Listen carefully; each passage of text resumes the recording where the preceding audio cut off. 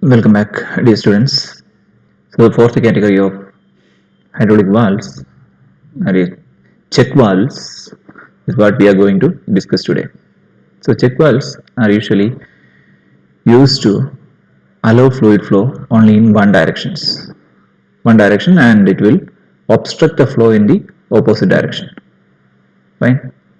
That is the purpose of the check valve. It will allow the flow only in one direction, and the return flow, that is, suppose the flow is from A to B to A, will not be allowed. That will obstruct that flow, prevent that flow. So there are two categories of check valve: direct operated and pilot operated.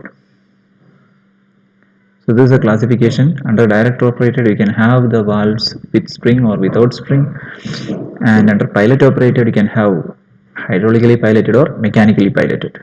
Then depending on the kind of piston and valve, you can have multiple single or double valve without drain port or with the drain port.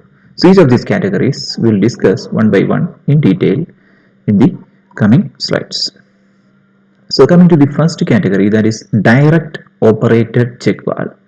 You can have a spring loaded one or a valve without spring. Right? So here the flow from A to B is free flow. But this check valve, spring loaded direct operated check valve, will not allow the flow from B to A. Fine. What will happen? This poppet will be, this is a poppet spring loaded. When the flow is happening from B to A, this poppet will get seated here, and the flow from B to A, the no fluid can move from B to A. So this is a symbolic representation. Now, if the flow has to happen from A to B, what is the condition? When the spring is in the compressed state, there will be a spring force Kx naught by AP, right? AP is the piston area. This is the spring force. So this PA minus PB, the pressure difference across the valve, that is the pressure at A and B, PA minus PB should be at least this cracking pressure. What is cracking pressure? The cracking pressure is the pressure limit when the pressure difference PA minus PB is equal to the spring force. When that cracking pressure is exceeded, the flow will happen from A to B.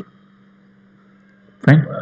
So that is a condition for operating this spring loaded check valve, direct operated and spring loaded. Now, in some cases, the cracking pressure will be very small. Needs to be very small, and in that condition you can use a spring of very low stiffness or can completely avoid the spring like this. So there is no spring, and this is a symbolic representation without string. The symbol is drawn without spring. So this is the check valve, direct operated but without spring. It will allow the flow from A to B, but it will obstruct the flow from B to A. Now coming to the second category, that is pilot operated check valves without external drain ports. So we have seen the different classification: single, double valve, and without drain port and with drain port. Now this is the second category, that is pilot operated check valve without external drain port. So what is the application?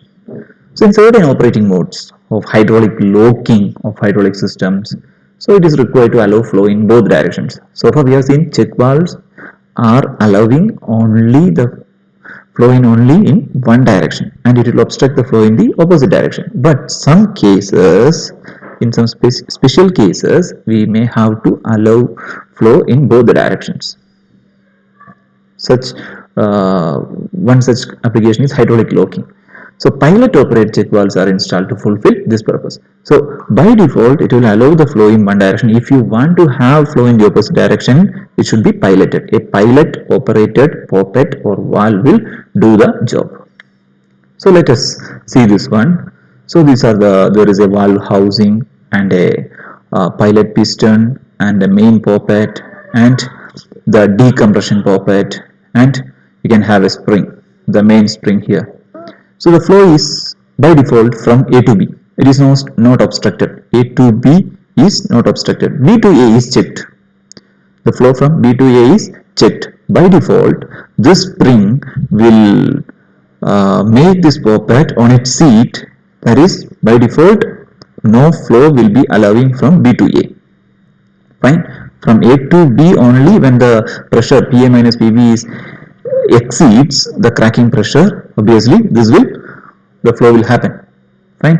Now when this port X, when a pilot pressure is applied in this port X, what will happen? This pilot poppet will be moving slightly towards right side. Then as a result of that, the main poppet as well as the spring will get compressed. And this entire pilot system will try to compress the main spring, or the main poppet will be slightly moving. Right? This one will be slightly moving towards the right side, and it will allow the flow from B to A. This will be moving. This ball poppet will be moving right side, and it will allow the flow from B to A. So that is what only when required. A pilot operation is required. So whenever some pilot pressure is applied in this port, the flow will happen in the opposite direction. So there is no external drain port.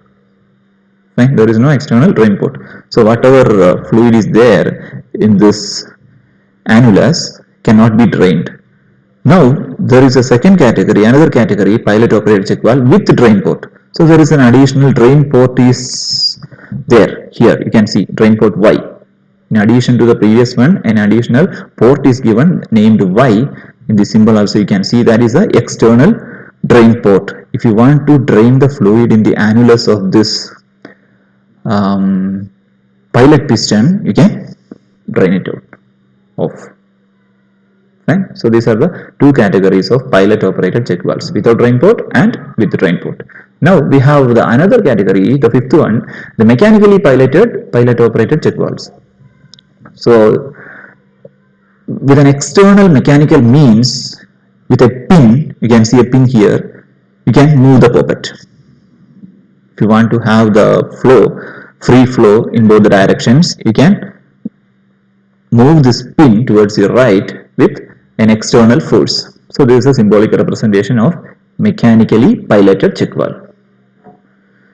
I hope all the 5 types of valves in the check valves are clear. If you have any doubt, you can comment. If you are not subscribed, please do it right away. Now in the next session onwards, we will be discussing on hydraulic actuators. Thank you.